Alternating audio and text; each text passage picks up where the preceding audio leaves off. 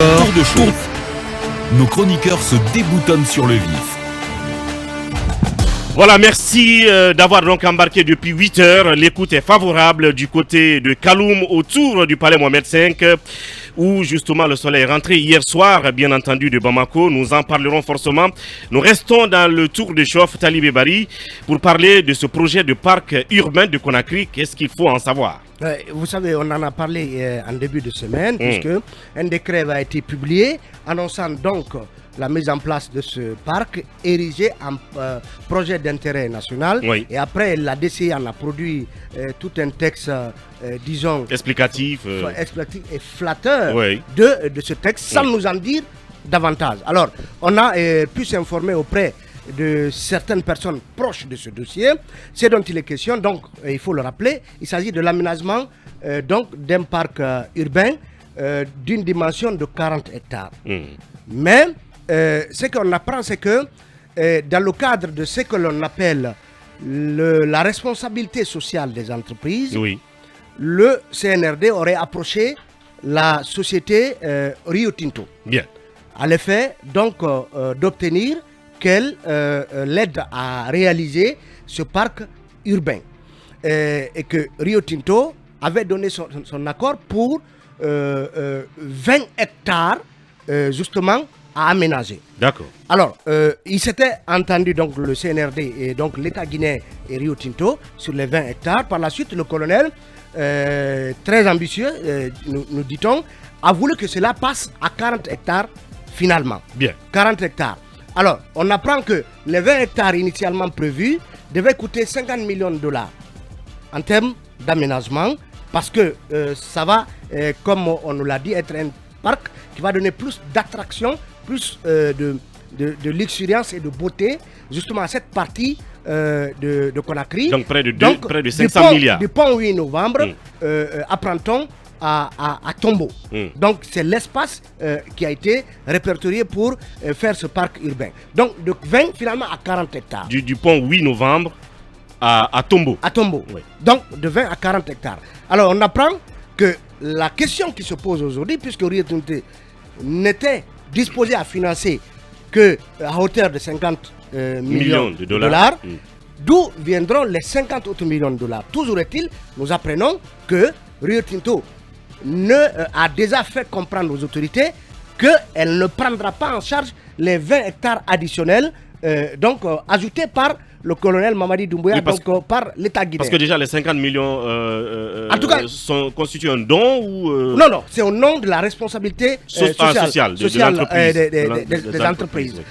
Quelqu'un m'expliquait un peu que c'est le cas un peu la fameuse RSE. Des salles Canal Olympia arrimées à Bolloré, qui a une partie du port de Conakry. Donc, c'est ce genre de projet. Alors, d'où viendront les 50 millions de dollars? Certainement, le CNRD, peut-être les puisera-t-il dans les caisses de l'État ou trouvera-t-il une autre société pour prendre en charge les 40 millions, les 50 millions de plus. Restant encore que, selon nos informations, si les 20 hectares devaient faire 50 millions, l'extension et la lourdeur des infrastructures qui peuvent être arrimées aux premières infrastructures dans le cadre des 20 hectares, donc la lourdeur de ces infrastructures pourrait faire que l'enveloppe dépasse donc les 100 millions de dollars. Donc, ce sont des informations que nous détenons. Alors, de quoi s'agit-il? On a voulu savoir quelles sont les infrastructures justement qui vont être construites dans ce cadre. Dans le cadre donc de ce parc urbain, on apprend qu'il y a une zone dite de haute sécurité. Une zone de haute sécurité, il y aura des infrastructures sécuritaires. Certains pensent un peu à ce bout de terre, à ce bout d'espace réservé au groupement des forces spéciales sur un côté du palais, de l'esplanade donc du palais. Voilà, de l'esplanade du palais. Donc en tout cas, une zone dite de haute sécurité.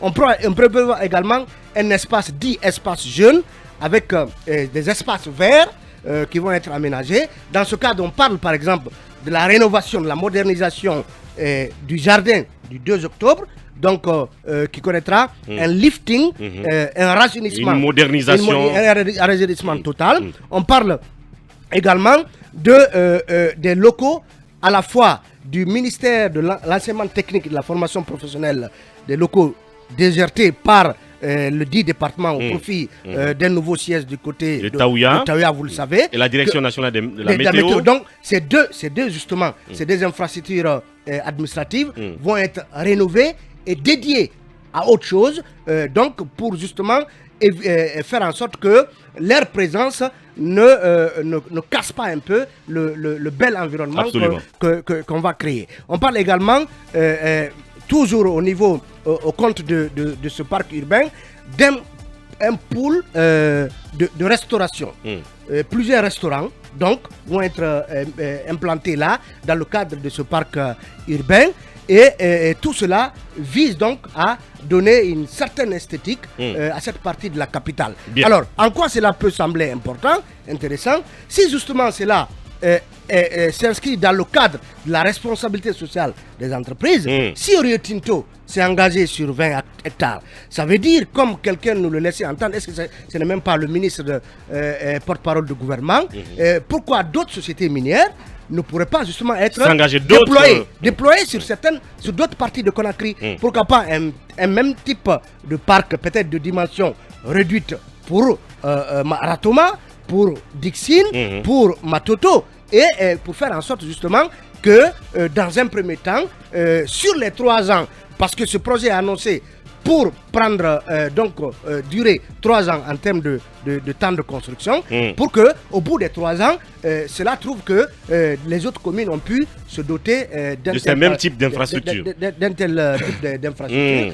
C'est à saluer si les sociétés minières peuvent être peuvent apporter plus en mettant en exergue cette idée, cette notion de responsabilité sociale de l'entreprise, évidemment, c'est tout bénéfice. La question des RSE, peut-être que Akumba peut même revenir là-dessus entièrement, parce que c'est toute une problématique en termes d'exécution justement sur le terrain de cette RSE des entreprises en Guinée.